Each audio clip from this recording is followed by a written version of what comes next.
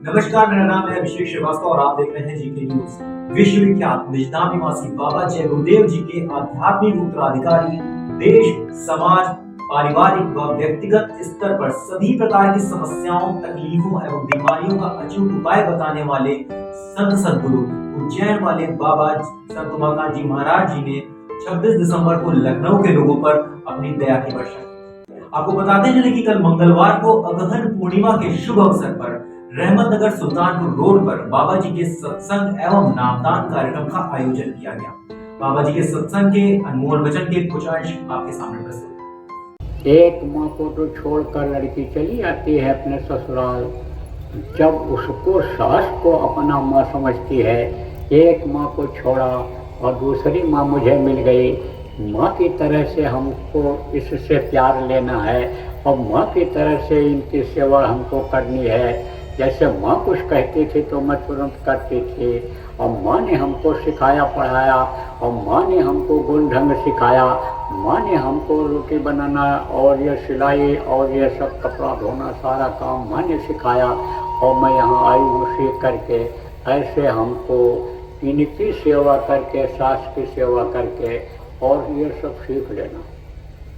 तो वो जो सेवा करती है तो कहते हैं जो सेवा करता है उसका फल उसको मेवा की तरह से मिलता है, तो वो सास खुश हो जाती है।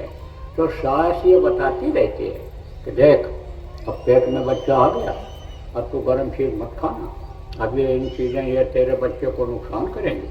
अब देख के ग्रहण लगने वाला है, अब ये देख सूर्य की किरणें तेरे ऊपर उस समय तक न पड़े, चंद्रमा की किरणें तेरे ऊपर उस समय तक न पड़े, और तू घर में बैठना, नहीं तो बच्चा ठीक से नहीं बन पाएगा।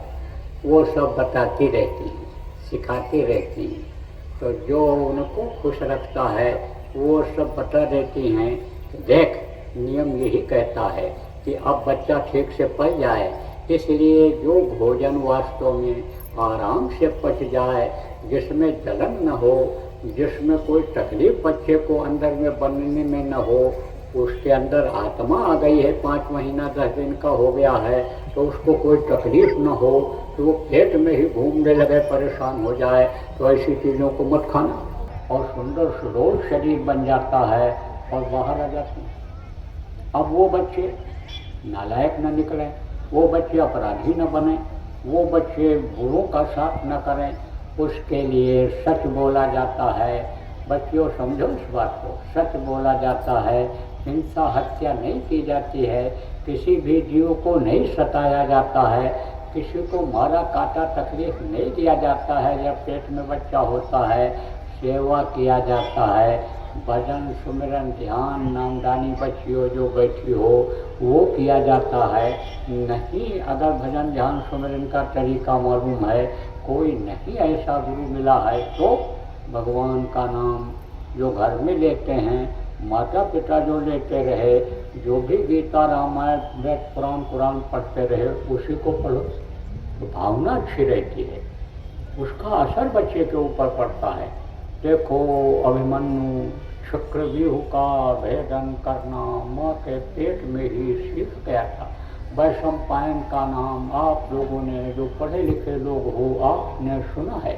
ज़्यादा बताने का समय आज नहीं है, लेकिन उदाहरण देकर के इसलिए बता रहा हूँ कि यह बात समझ में आपके आ जाए, और जो बताया जाए उसको करने के लिए आपका मन बन जाए, इसलिए ये बातें आपको बताई जा रही हैं।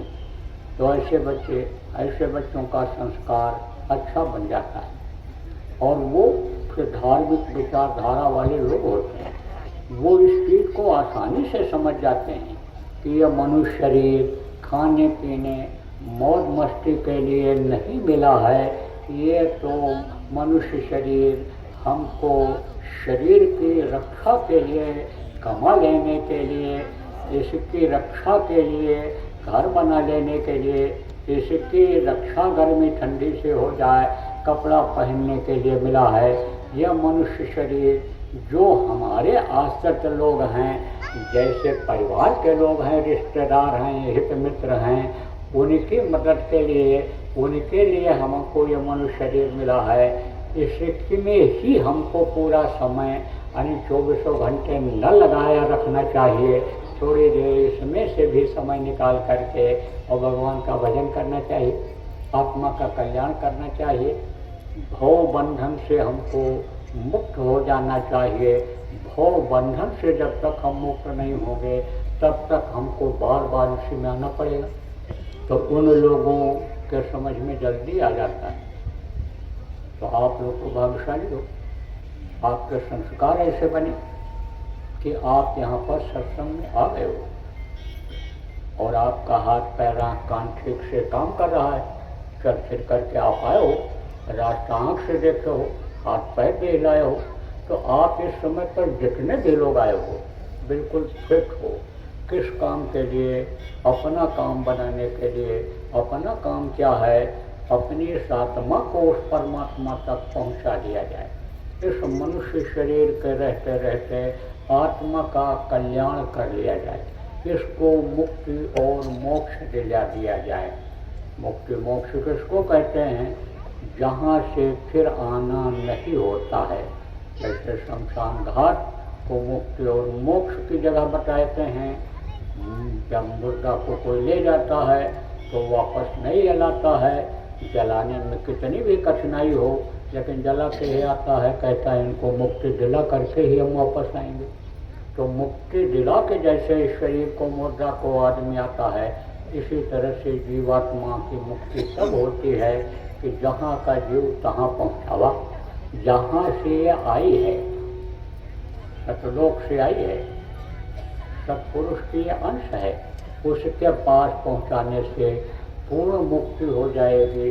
फिर लौट लौट करके इस 84 में चक्कर काटने के लिए, तकलीफ झेलने के लिए, दुख के इस समुद्र में डूबने उतराने के लिए प्रेमियों नहीं आना पड़ेगा। बाकी जब तक गुरु मिले नहीं सांचा, तब तक गुरु करो 10 पाँचा, चाहे 10 5 आनी समझो गुरु करना पड़े, लेकिन सच्चे का सच्चा भेद बताने वाले उनके बताए रास्ते पर चलना चाहिए।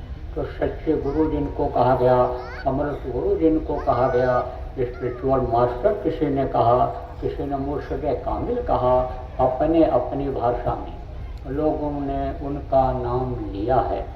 तो जब वो मिलते हैं तब समझो अंदर का भेद बताते हैं।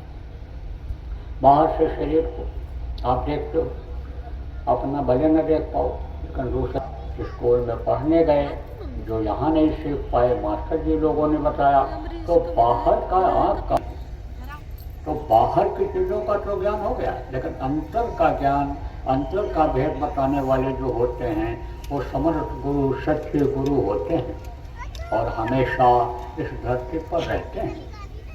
धीरे बदरिया पाप की बरस गई अंगार और संत न होते जगत में जड़ मरता संसार। हमेशा रहे, कभी गुप्त रूप में रहे तो कभी प्रगट रूप में आए।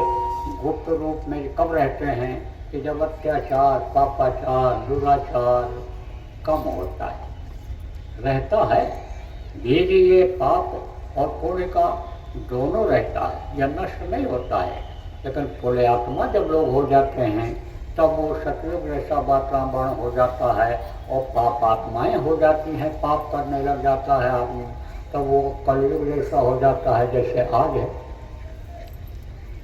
तो हमेशा रहते हैं। तो जब कलयुग आता है तब उनको जगह छोड़नी पड़ती है, जा जा करके लोगों को बताना समझाना पड़ता है, लोगों का दिल दिमाग बदलना पड़ता है, लोगों की वृत्ति जो है उसको बदलना पड़ता है। वृत्ति किसको कहते हैं?